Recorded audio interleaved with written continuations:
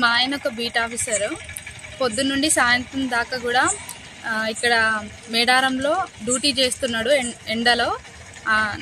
నాకు హెల్త్ బాగాలేదు, నన్ను ఒక్కదాన్నే విఐపి దాంట్లో తీసుకువెళ్ళమని అంటే తీసుకువెళ్ళిండు. అసలు అక్కడ ఎవ్వరు రానివ్వలేదు లోపలికి. బాగా అక్కడ ఉన్న కానిస్టేబుల్ని బాగా రిక్వెస్ట్ చేసి హెల్త్ బాగాలేదని రిక్వెస్ట్ చేసి తీసుకెళ్ళిండు.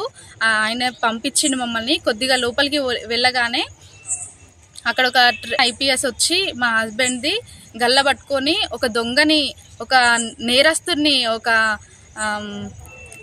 ఏదైనా మర్డర్ చేస్తే ఒక మనిషిని మనం ఎట్లా లాక్కపోతారో అంత దారుణంగా లాక్కొని పోయి మా సార్ది పాస్ తీసుకొని ఆయన గల్ల పట్టుకొని లాక్కొని పోయి కూర్చోబెట్టుకున్నాడు.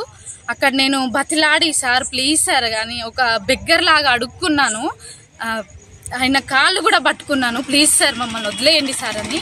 అయినా కూడా అసలు మమ్మల్ని వదిలేయలేదు. బాగా నీచంగా మాట్లాడిండు.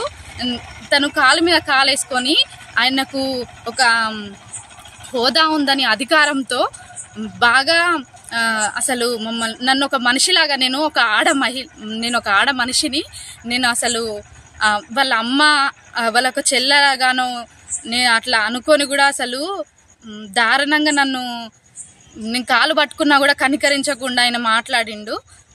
నాకు చాలా బాధ అనిపించింది. మా హస్బెండ్ లాంటి వాళ్ళు ఎంతో మంది ఇక్కడ పొద్దున్న నుండి సాయంత్రం వరకు కష్టపడి వాళ్ళు ఒర్రుకుంటా మామూలు జనాలతోటి అరుసుకుంటా డ్యూటీలు చేస్తారు. అట్లీస్ట్ వాళ్ళ ఒక్క వైఫ్కి నేను 10 మందిని తీసుకొని రాలేదు మా హస్బెండ్.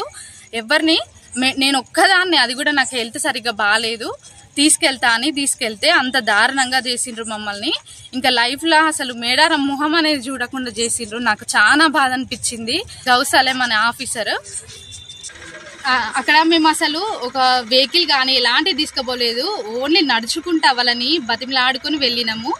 ఎస్ఐలు కానీ సిఐలు కానీ వాళ్ళకి సెక్యూరిటీలతోటి కార్లతోటి వాళ్ళు 4-5 కార్లు వేసుకొని వాళ్ళ ఫ్యామిలీలతోటి దిగినా కూడా వాళ్ళకి వీళ్ళందరూ సేవలు చేసుకుంటూ ఉన్నారు. అట్లీస్ట్ మేము వాళ్ళని బతిలాడి కానిస్టేబుల్ని మేము ఇద్దరం వెళ్ళినా కూడా మమ్మల్ని దారుణంగా మా హస్బెండ్ని చేసుకున్నాడు. ఇది చాలా బాధ, నాకైతే చాలా బాధ అనిపించింది.